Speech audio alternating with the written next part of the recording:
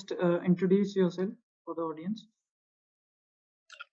Okay, my name is Ayesha. I am a mom of 4. I have 2 boys, 2 girls. I've been married for 20 years. I am originally an Indian, grew up in Chennai, and then got married and moved to the US. Was there for 10 years, had my kids there, came back for the next 10 years. My kids grew up here, they went to international school, and I was just normal, just normal. I didn't know I was autistic, and I was just living life like a normal person. And then in the last 3, 4 years, 5 years, there were things that were happening that I couldn't really understand, but I could start feeling a kind of an invisible mask that gets put on me when I meet different people. I become different people. When I talk to different people, I use accents and stuff like that. And I actually am like kind of crazy, mad. So I always was known to be like, this eccentric, intelligent, but crazy person who always said something inappropriate or did something inappropriate or didn't know what to do or was so intelligent yet so stupid. So I grew up with that. And it was fine with me because I liked who I was. I was a fun person and I grew up and I was fine. But then what happened is I started having a lot of fallbacks with people, like my own family. There were some misunderstandings, a lot of misunderstandings in my in-laws, a lot of misunderstandings in the school crowd where all 4 of my kids, friends, parents, and stuff, misunderstandings with friends I make. The fact that I never wanted to keep in touch with any of my old friends. So what happened is I just I was in a place where everything was going wrong and everything was breaking down around me, like one by one, like a domino effect. And it left me with the question, well, people always said, everybody can't be wrong, Ayesha. Everybody can't be wrong. And now the universe was like, everyone can't be wrong. So I got really scared by things that were happening the way they were happening. And I just just took some time to myself. So I got disconnected from people. I ghosted people. I blocked people. I got rid of my phone. I went into hiding and people didn't know what was happening and they all were concerned. And at first it was just nice to be having some peace and having some time to myself. And I was doing a lot of my special interests. They kind of like took off from there. I was very interested in psychology, inner child healing. So I did a course on inner child healing, which led me into more courses and more courses. And before you knew it, they were 3 years down. And I had written hundreds and hundreds and hundreds and thousands of pages and hundreds of books and destroyed them because they were really dark. Sometimes I would wonder, like, why am I here? Or, all these dark, depressing thoughts, and I would destroy them because I didn't want anyone to hear. Luckily, my family respects privacy so much, so I never had to worry about any of my kids or my husband reading my books. So I had my books all over the place. I was writing everywhere. I was doing courses all the time. I became somebody who was just studying and never going out, never talking to anyone, and just studying. And I liked it, but I didn't know why I was doing it. It became too extreme where I couldn't talk to anyone and all I was doing was studying, and all I was doing was studying. I knew there was something wrong, as in something wasn't right. It wasn't normal, but I was so comfortable in that space. I didn't feel depressed. I got out of depression. My anxiety became a little less, and I felt so comfortable. And in my research, and in my healing and in all my courses, I kind of really got to know who I am as a person. So I kind of really got to know what I like, what I don't like, needs, boundaries, and stuff like that. But what I really, really, really, really had problems with is no matter how much of healing I did, no matter how much of boundaries I did, no matter what I did, whenever I would go and talk to people, I'd go back to the original person I was, where I have no idea what's happening. And then I'd come back and feel like, why? And because of this, I stopped meeting people. And I just was like, why am I going through this where I'm forcing myself to meet people and it's just not working? I'm just enjoying studying. So I went deeper and deeper. And in this, I discovered autism. And how I discovered autism is I wasn't looking at mental health. I was not into mental health. I did psychology, but I never really understood anything because I never really understood anything. I learned differently. So I don't learn when I have to learn something. I learn if I want to learn something. And if I want to learn something, there is nothing else I can think, do, other than do the thing I want to do. And I can't stop doing it till I'm happy and satisfied with the amount I did. This is a problem. So I knew all of this was happening and there was no... Okay, sorry to interject. Before coming to autism, what I want to know is that Yes. you said that something started happening in the last 4 years, or let's say the decade. Yes. But before that, did you think like Yes. you were How was different, I? or you were an introvert, or Yes. like you like talking to Yes. people? How were you? Yes, I'll start with that. So I forgot about, the beginning. So the beginning, how it was is I was the first child.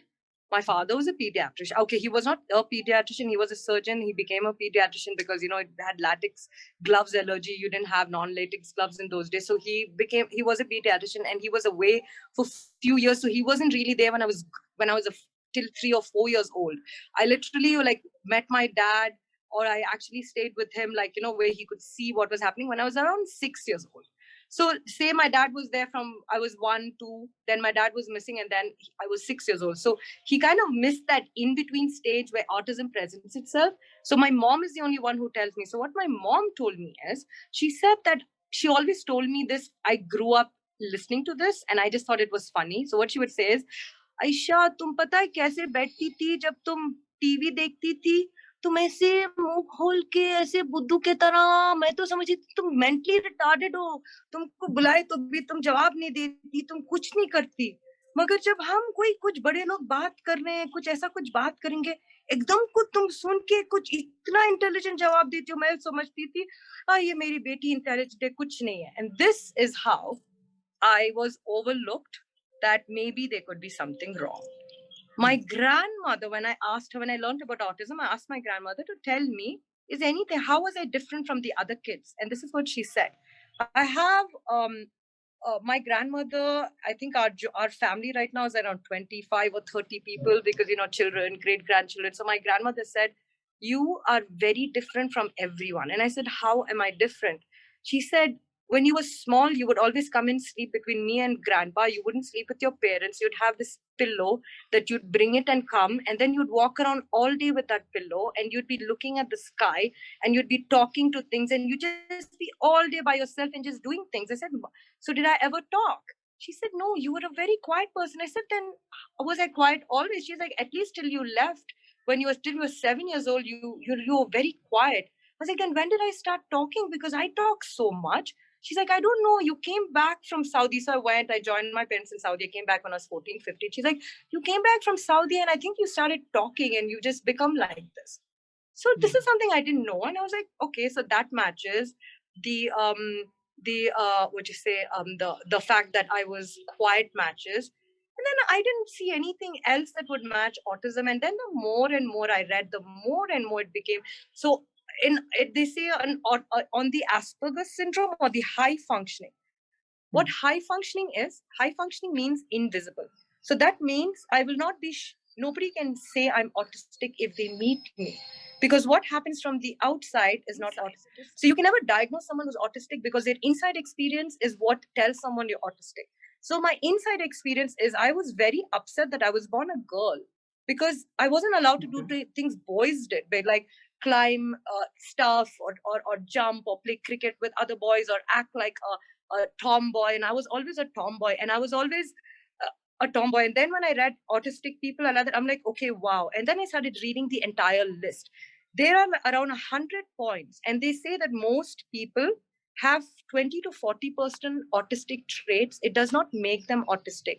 If you have you have to have a minimum of 80% of autistic traits, and autism, for whatever reason, should be a reason that is stopping you from progressing, or falling back, or being stuck, or having some issue that is not able to be fixed unless you are diagnosed and you get help and support. So I knew that I 100% belonged there. But of course, I had not seen a mental health expert.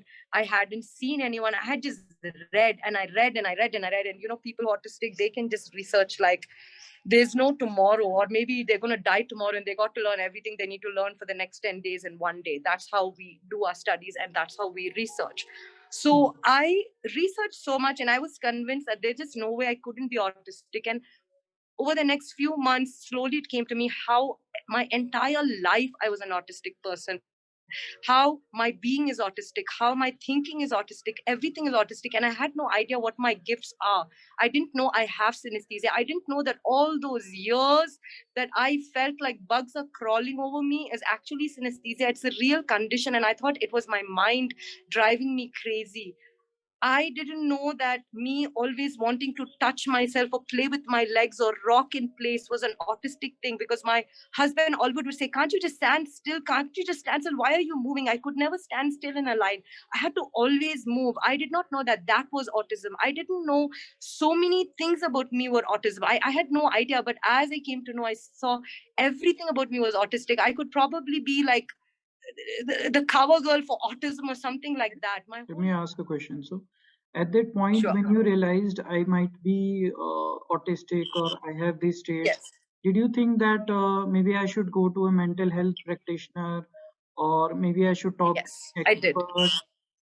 So, okay, so how did that proceed, or did that ever happen in your youth? Like you were kind of maybe not autistic, or you were depressed, Mm-hmm. or you were feeling Yes, down and you yes, were thinking I had. that maybe I should see a doctor. Yes, Okay. yes. So when I came back from from Saudi and I started school in India in Chennai when I was like Mhm. 14, 15, I remember very well that I did the craziest, weirdest things that I can't even believe I did. What happened is I had some cousins visiting and somebody had some eye infection or some eyelash dandruff or something. I got it because of which my eyelashes were falling. So I started removing them, and then I got obsessed with. I couldn't imagine two, three eyelashes missing. So I made sure I plucked out every single eyelash of mine. And I did this for 2 years. And finally, it had come to a point that I could not function like that. I had swollen eyelids. There was so much of pain. Everyone thought I was crazy. I would cover up with kajal. And then I just had to stop myself from pulling these eyelashes, make them grow. Hopefully they'll become normal. Hopefully they'll, and of course, after 25 years, I think they've become normal, but I don't have the original eyelashes I had. That's one thing. Second is I was just crazy. I would cut my own hair. I would sit alone in a room every day, away from everyone, or sit in the bathroom for hours together, lock myself, and just cry, not knowing why. Not knowing why. I never had the answers. There was no mental health in those days. There was nothing. I would just cry. And I would cry because I don't know. I would just cry because I would just find it so difficult to be. I don't know if it was being normal or I didn't know why I was crying. So that happened for a few years. I think I forgot about it. Now I remember very, very well. I did that. Then we moved homes, and then So I didn't cry. in those times, how did you Mm-hmm. feel? Like, did you feel sad? Did you feel confused? Like, how did you feel? Confused. Confused is the right thing, not sad. I was a very happy person. I couldn't feel sad. I didn't know what sadness was. I would feel confused and I would feel low. Like low as in like this face, like not knowing why. And I think I felt like this a lot only recently when I started doing the inner child work, which is 3 years back. I started realizing that I have some emotions that need to come out, and I was feeling better. So it's only then that I realized I could give words. So in other words, I felt the emotions, but I didn't understand the emotions. I think that is also autism, is you feel but you can't process. So when I started processing is when I started healing. And what happened in my healing is I did a lot of work on boundaries. I did a lot of work on stuff like that. And I came to know what I really am, what I want. I learned what it means to love yourself. I would say that in order to love myself, I took care of myself for 1 year. But even after the end of 1 year, I didn't love myself because I didn't know what loving myself was. And I didn't understand what loving myself was. And I didn't know why I'm still depressed even after taking amazing care of myself and looking amazing and everything doing for myself. I didn't know what it was. But after diagnosis, or after awareness, and after knowing what my gifts are, after knowing what my drawbacks are, after fixing my entire life to suit me the way I need, standing up for my rights, making sure everyone does exactly what I want, whether they like it or not, my peace being more important, I've actually realized what loving yourself is. Loving yourself is loving who you are. and never ever being upset with anything you do. And to get there, I had to know I was autistic. And to the story of did I get diagnosed? Yes. So I got some books. I'll show you these books. I would recommend this very, very highly. They are available on Amazon. One is The Aspien Girl, The Unique Characteristic Traits and Gifts of Females on the Autism Spectrum. And the other one is I'm an Aspien Woman, The Unique Characteristic Traits and Gifts of Adult Females on the Autism Spectrum. So these are the first books that were my reference point. And then there were some of these YouTube videos I shared with you, especially the person who inside autism. One thing, Aisha, if you can share the Amazon links of these books, Yes. I will put them in the description, and anybody, if they want to buy, they can buy it. Yeah. So what I learned from this book is what made me realize why I'm high functioning and what high functioning and what masking is. Before I get there, I would like to just say that I did go with these books to my pediatrician, and he's like, "You're not Asperger's, you are ASD." I got a little irritated and I just left the place because I said, you know what? He doesn't even understand anything. He doesn't know anything. So I went back with full preparation where I had this book. What is ASD? ASD is Autistic Spectrum Disorder, and I didn't understand what he was trying to say. So when this book came to me, I filled it up in 3 hours with all of my notes of my struggle or my experience as an autistic child, which I can show later if you'd like.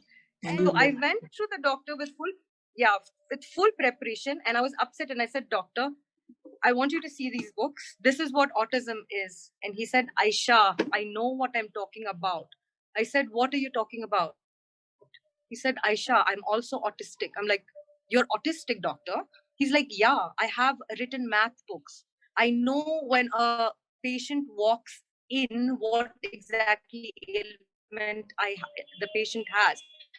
Because he's an intuitive. Autism makes people do that. So he's a doctor, he's a healer. And he said, "I know you're autistic. What I'm trying to say is Asperger's is not a good label, because Asperger's is gone. It's scratched from it. You are on the autism spectrum. It doesn't matter whether you're high functioning, you're low functioning. That's it." I was like, "Would you like to read the books?" He's like, "No, I know enough. I know what's in the books. I don't want to read." So I was like, "Fine." And now I got this diagnosis that I was autistic by a doctor who's autistic. And I was like, okay.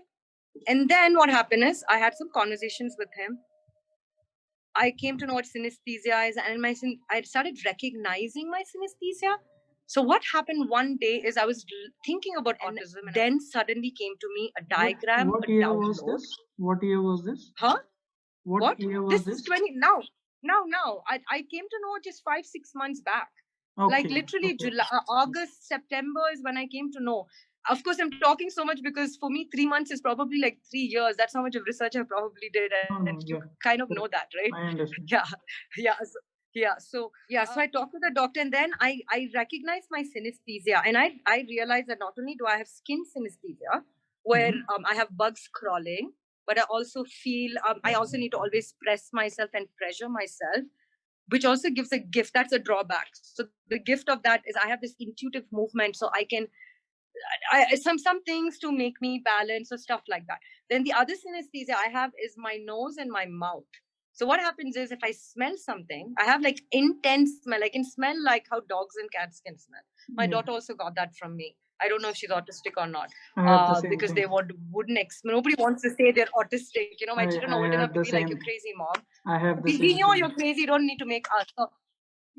So I don't know about them, but she also has that, and we can smell things other people can't smell. So what happened with me is, if I smell something, I could taste it. So I had a grandmother, and it's so funny. We all have grandmothers like that. They'd save things so much that it would start becoming bad or start having fungus, and then they can't see it and they can't smell it, but they want us to eat it. So I became notorious to always smell everything before I eat, because I didn't know what it was. And nobody could understand why I have to smell everything before I eat. And I couldn't drink water if the cap is open. I couldn't eat something if they cut a vegetable with something and then they cut a fruit, I couldn't eat. I had very extreme sensitive, and I didn't know why. I came to know now why. And what I also realized is I couldn't cook.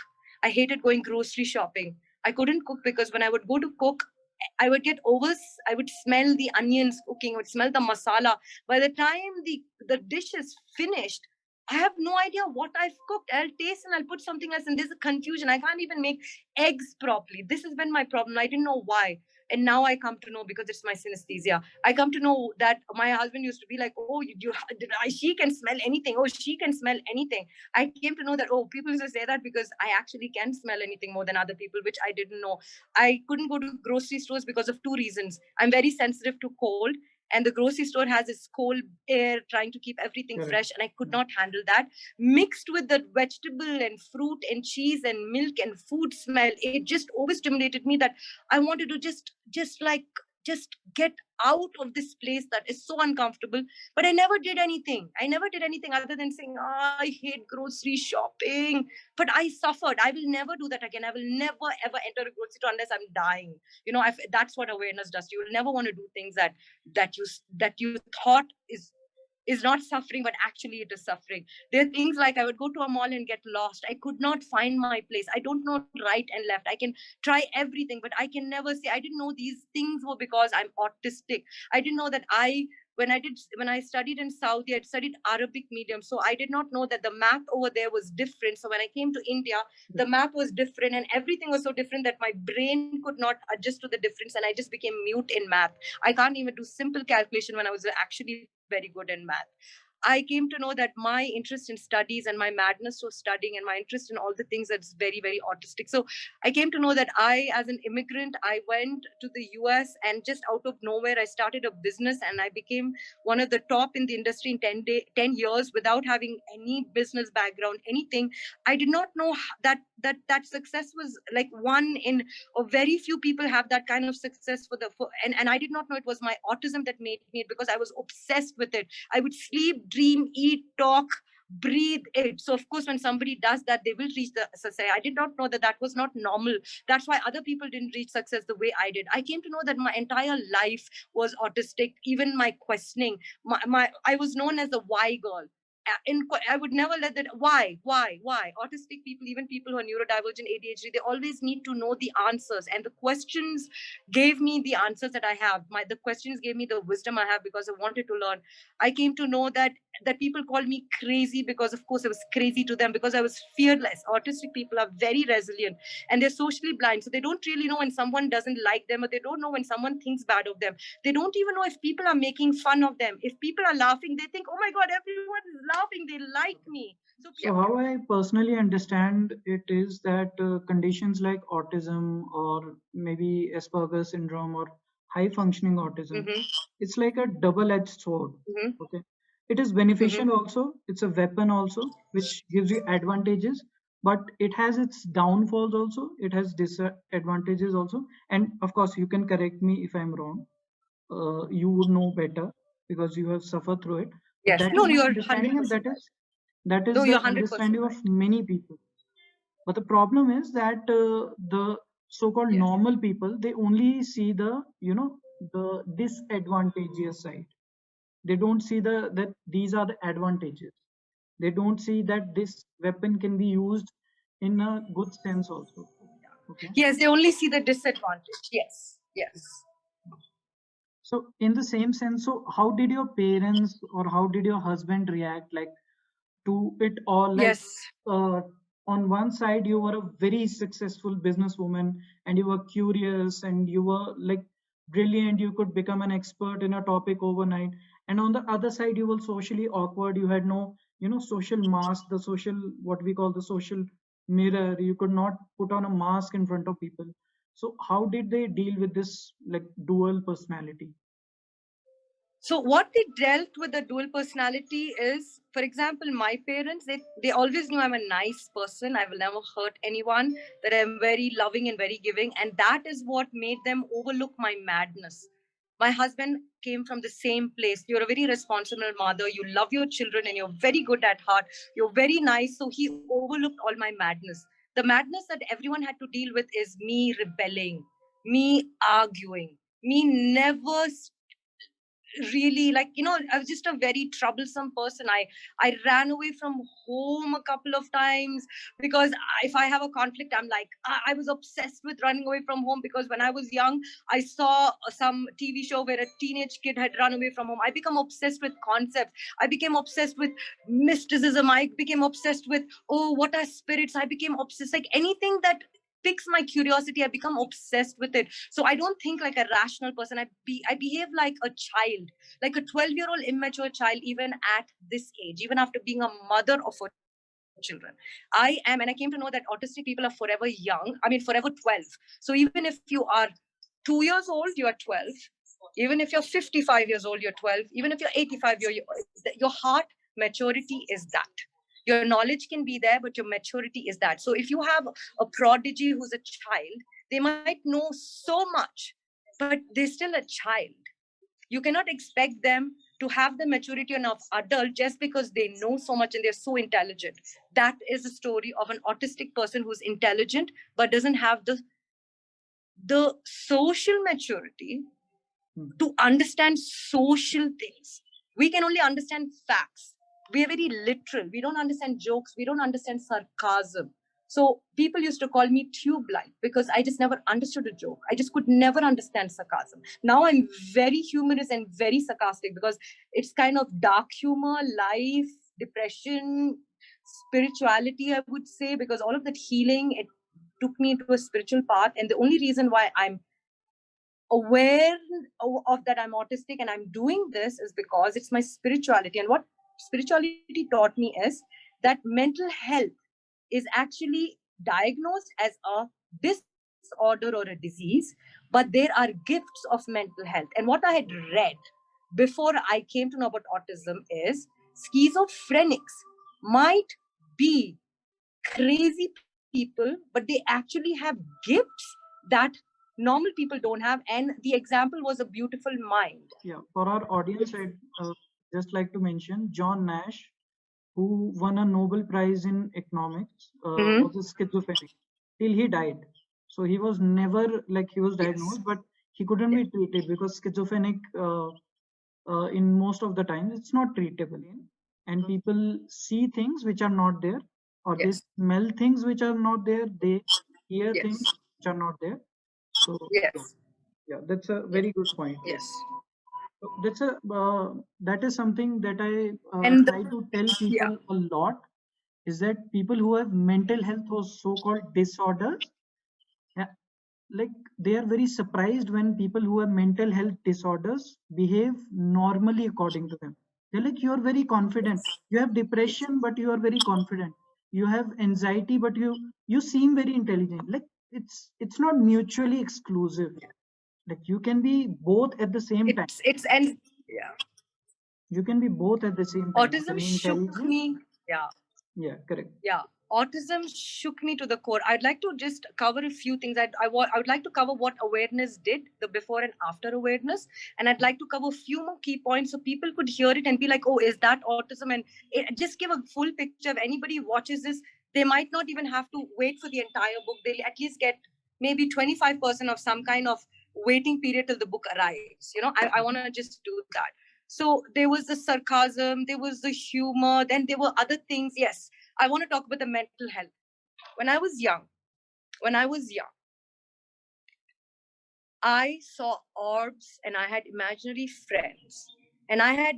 And my imaginary friends were my bathroom friends. So basically, it was like I would sit in the bathroom with very beautiful. My dad had a beautiful place, not like a bathroom. It was like a garden with open windows. It was pink. So it was my most safe place because nobody will disturb me. It was always clean. I'm so sensitive. So it's not like I'm going to sit in a place that is not going to smell good. So it was like this beautiful place, my sanctuary, and it was pink in color and windows and there was greenery. So I wouldn't call it my bathroom. So I would sit over there and I had seen these two orbs and they were different colors. And every time I'd come out of a certain place, these orbs would be there and nobody would be there with me. And I did not know how to tell anyone that I see these things. And I kept seeing them and I thought it's my imagination. So that is a schizophrenic part. And it's very also part of autism that I thought was okay. I also saw things that I do not know if they were real, but what happened is somebody died in our family and their soul kind of visited two other people and visited me. So I was able to see this and never know if it's true. I had dreams that were so crazy that till I was to 35 years old, I always wondered, were they real or were they not? But they were so bizarre. Now I know that they could have never been real. But why did I struggle for so many years wondering if it was real or not? I'll share those dreams with you. So you know how bizarre and autistic logic can be, not knowing what is real and what's not real. For example, what one of the dreams that I remember is my mom took me to really this weird place in a weird building, and there was a lady or there was a doctor over there, and the doctor was taking a peeler and shaving people's legs off skin like a pedicure. And I was scared. I said, no, I don't want to do it. Mom said, no, it's okay. It's okay. It's going to make you better peel. Then we walked out of there, and then we went to another place. And here there was this lady who's like, the a sleeping beauty. She hurt her finger, right? So that kind of an atmosphere where the sleeping beauty, the lady is going to stitch and make embroidery on me. Like my face was like a cloth. And I was like, Mommy, why are we doing this? And she says, no, this is good. You just see it's good. And I asked myself for so many years if this is true or not. Now I know, how could that be true? But the inside mind of an autistic person, not knowing what is true, what is not. Another thing that happened with me, none of this happens with me now, by the way. I don't see these dreams. I don't see these orbs. This is just something in my childhood that happened for maybe 1 or 2 years. And then it didn't happen before, it didn't happen after. I'm just going to give snippets of the different things that happened. They didn't stay. Then there was this precognition I had, which I didn't know anything. So what happened is I would be doing something and I would hear my dad come because there was a sliding gate and we could hear the gate opening and then there's car stopping, the car. I think I had very selective hearing. I can hear a few things, but I can't hear a few things. So I would think my dad would come and I would just come out of my room looking for my dad. And there was no dad. And go back. Exactly 10 minutes later, I would hear the exact same thing. And this happened for years. It happened consistently all the time, 3 times a day. I thought I'd gone, I didn't think I was going mad. I just said, I'm imagining. I was so crazy. I thought I was imagining everything. Now I come to know all of this is autism because autism is a mental health condition that is the center of mental health. And I want to show you a little bit of how autism presents itself. And after that, you can ask whatever questions you have, and I'll be happy to answer because this kind of covers what autism really is in 2 minutes without having to go through the entire book. 1 second. The book is amazing, by the way. It is the most empowering book for a female on the autism spectrum. I think they have some males also. And then I can also share with you after this the diagram, the download I got in my synesthesia and how it explains autism so you can understand better. But this was the basis on which I did my diagram. So this is how autism presents itself. You have this page. And in this page, you can see that there are some pieces of a puzzle that are going together. At one end of the puzzle, you have shy. And the other end of the puzzle, you have quiet. Nobody really knows why a person is shy and quiet. So you could say this would be consistent with my shy and quiet when I was a child. And it just shows how autism progresses, okay? Then you are shy and you're quiet. I mean, quiet is part of shy. And quiet becomes mutism, where you don't really talk. And you have social anxiety because you're shy and you're kind of quiet and mute. And then comes a diagnosis of ADHD. The reason ADHD comes into the picture is because an autistic person, when they're overstimulated or overwhelmed, they become either restless or withdrawn.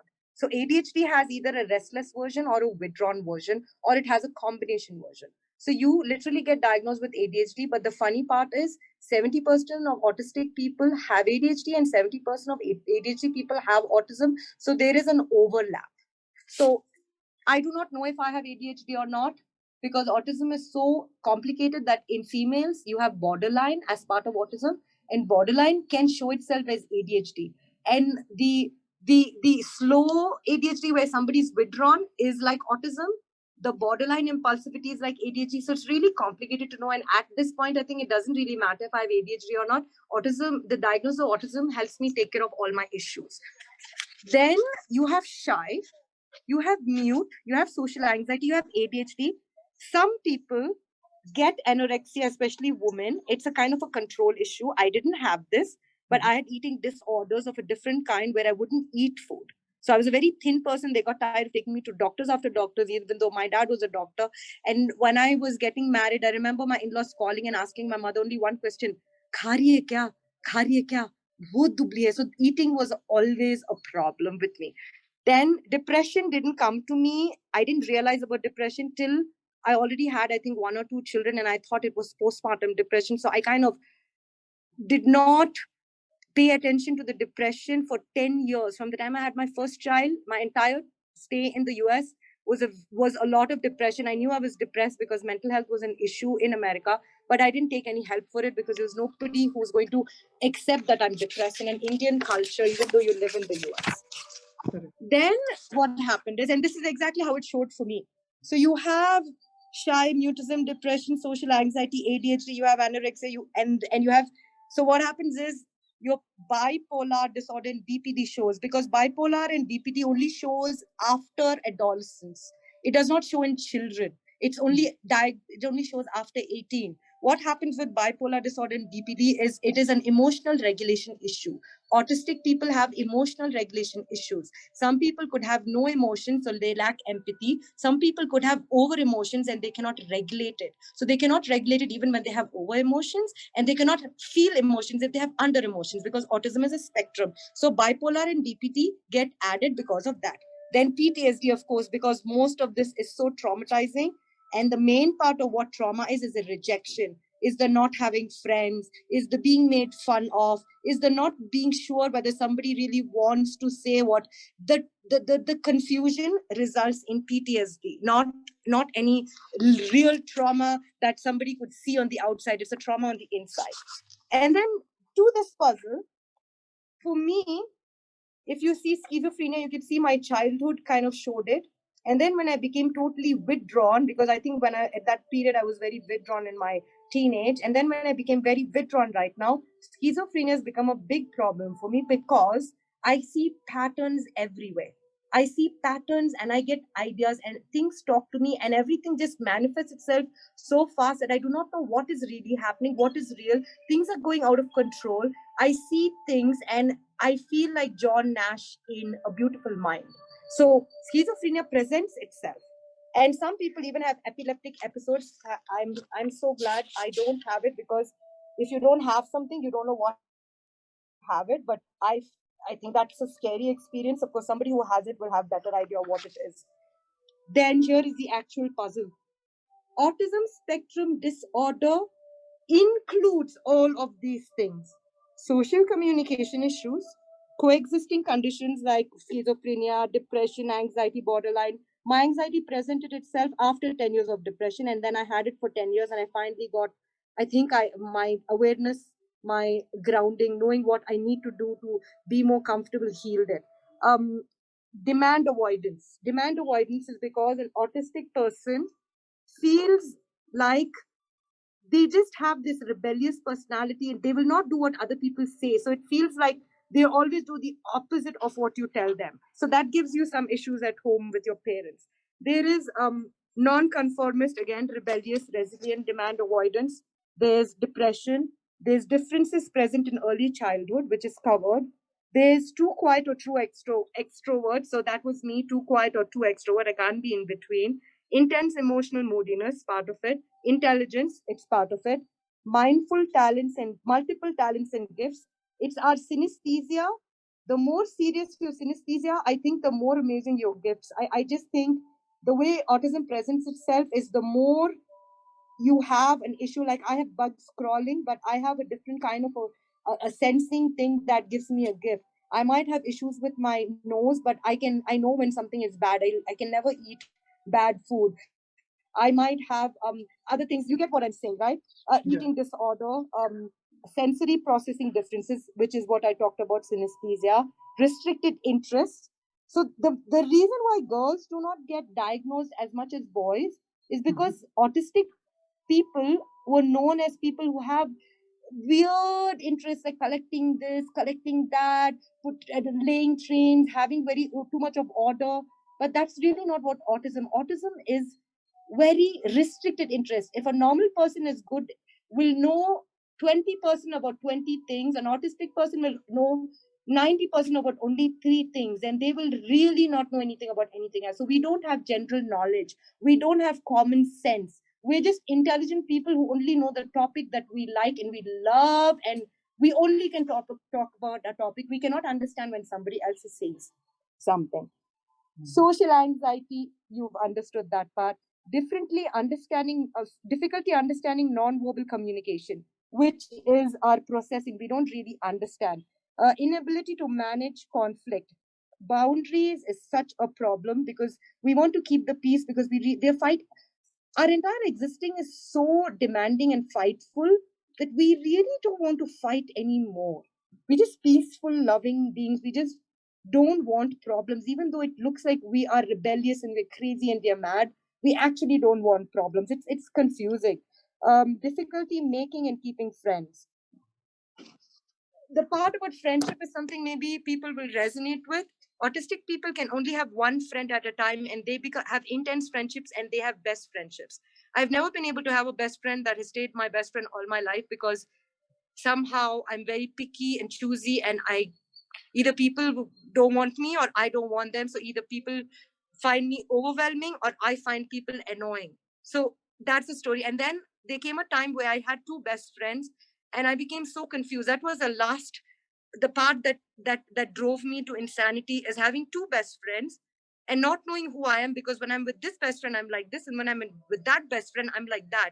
So I had a best friend where my autism was showing, and then I had another best friend where a lot of my borderline was showing. Autism is more like a robotic boy personality, and borderline is more like a crazy mad woman personality, and they're two opposites of the same person, and I had no idea. For an example for you to understand this is the movie Tamasha, where Ranbir Kapoor acted and Deepika Padukone. It is not a movie where they call it autistic, but Ranbir Kapoor in that is exactly what my autism is and how it presents itself from the outside. So Wade meets Deepika in a place where nobody knows him, and he wants to pretend he's part of the Interpol. He wants to not know who the other person is. He doesn't want to exchange information because he knows that he can't really keep friendships and relationships. Maybe it's somebody's true story, and maybe they don't know they're autistic. Maybe the maker doesn't know autistic, but an autistic person can see patterns because they're notorious for seeing patterns, because they're also schizophrenic in a way, and I'll explain how that works. So, following the same thing, uh, would you like to recommend some movies or TV series where yes, you felt like the conditions of autism or conditions of mental health can in be general were understood. Yes. very carefully or very accurately described? Like, Yes. So let me give I an have example. two. Like, Yeah.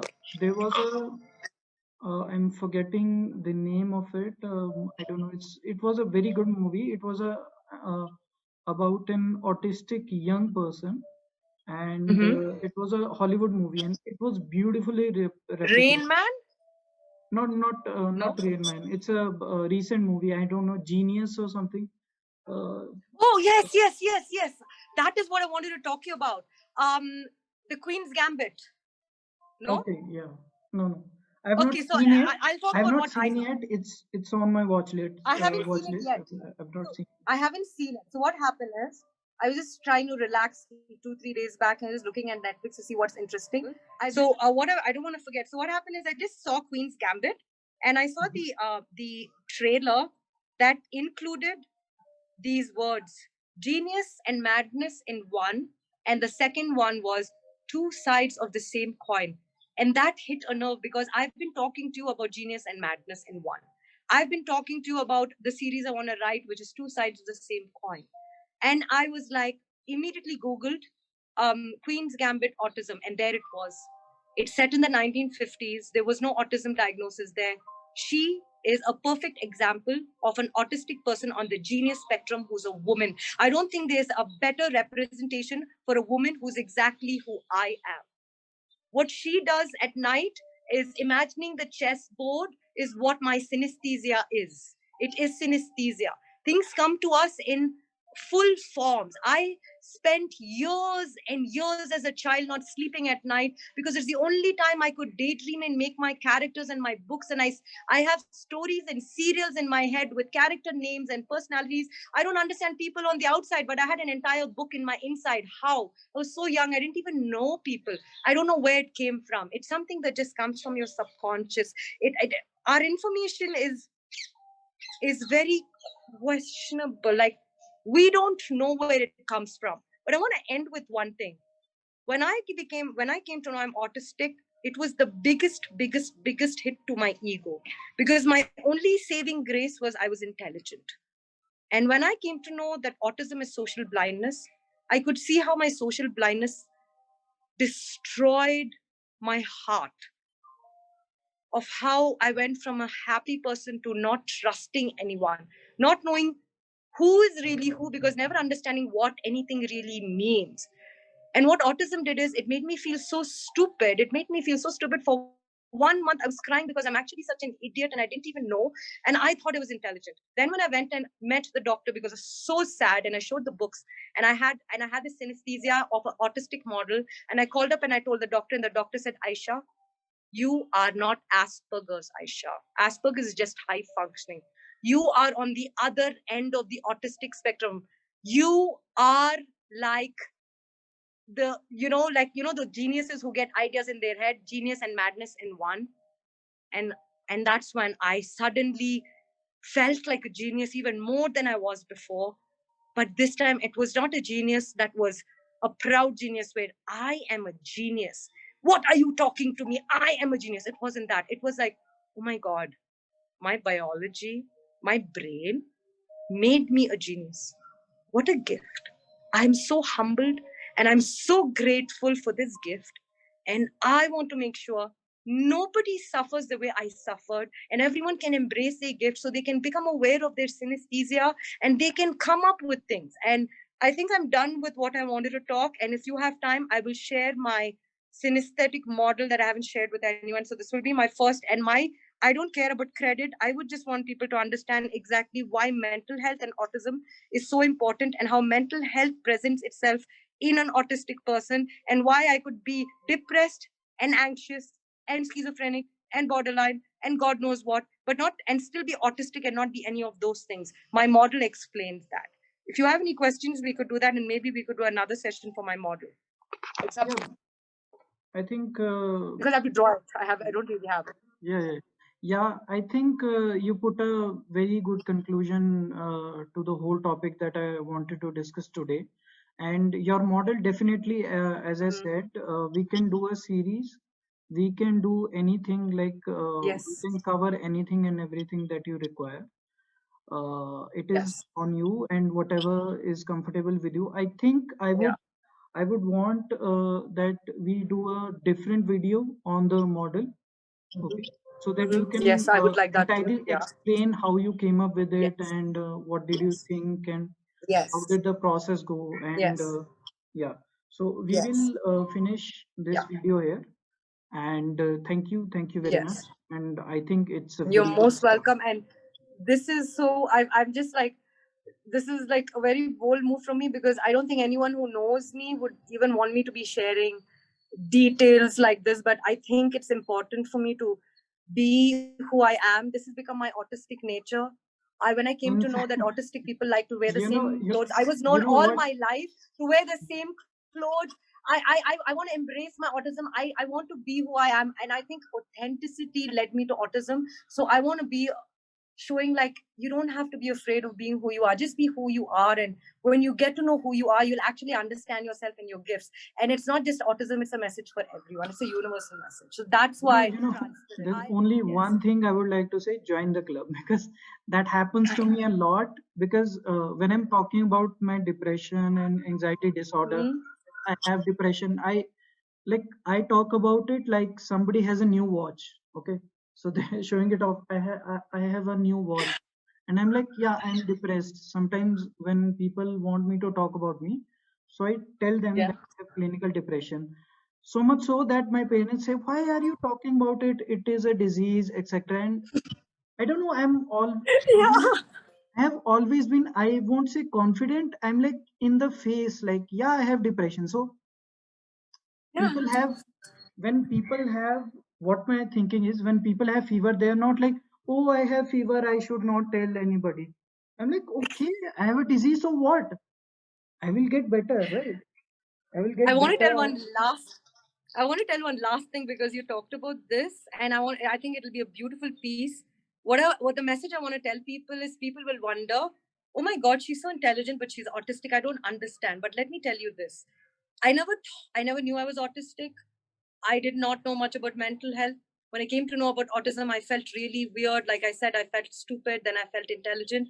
But today I can say I still am who I am. I don't feel autistic. I am autistic because I was born autistic. I don't know how not to feel autistic. Correct. So I feel as normal as any Tom, Dick, and Harry, just as you feel as normal as any Tom, Dick, and Harry, but you have depression. It doesn't make you different. Exactly. A schizophrenic is not any different than a normal person, even if they have. So this is the message of mental health that I think India should know. And I think at this time of Corona, and there's so many things we can talk about in the next series, but there's so much. I hope this is going to, I hope this is going to help the people who need the help. Thank you so much, Abhishek. I'm really grateful for this opportunity, and I hope we will do many series to educate people about the open-mindedness of embracing health, whether it's mental health or any kind of health. You're welcome. And I mean, thank you. Thank you for Thank you so sharing much. something, because it's like when you talk to somebody who is like you, right? And whose senses are also amplified and they are feeling confused. They're like, here, there is something else. They have a dual personality. You're like, okay, I'm not alone. I'm not alone Oh in this yeah. world like this. Like, there are people out there, because society puts in you this kind of thinking that what is normal. They beat it inside you that this is normal and you are not normal. Can I say? Okay, when in reality, this is normal for us. So what I want people to understand, why I feel so normal, is because in autism, okay, when I did not know I was autistic, I thought something was wrong with me, that maybe I'm going out of control and maybe I need to fix myself. I thought I needed to be fixed. But when I came to know about autism and awareness, I came to know autism is not something you fix. Autism cannot be fixed. It is not a disorder. It is not a disease. It is a different brain way of functioning. And if anybody wants to Exactly. really know every single thing, this audiobook called Autism on Heels, highly recommended, 100% to go with the books on high functioning women, autism in heels, autism on heels. Listen to the audiobook. The audiobook is a must. If you're a reader and you can't listen to audiobook, please get the book. But I listen to the audiobook. It details everything to the, you will, if you're autistic and you feel alone, you will not feel alone when you listen to that audiobook. So you have Queen's Gambit, Tamasha, I'm an Aspien woman, Autism on Heels. 4 recommendations I will make for my kind of autism, which is high functioning woman who might also have borderline, because it's part of the autistic, how autism shows in women. Yeah, sure. Thank you so much, Abhishek. You can Thank you share so the much. links with me and I'll put it in I'll the do that. description. And Done. thank you very much. It was a very good Thank you so conversation. much.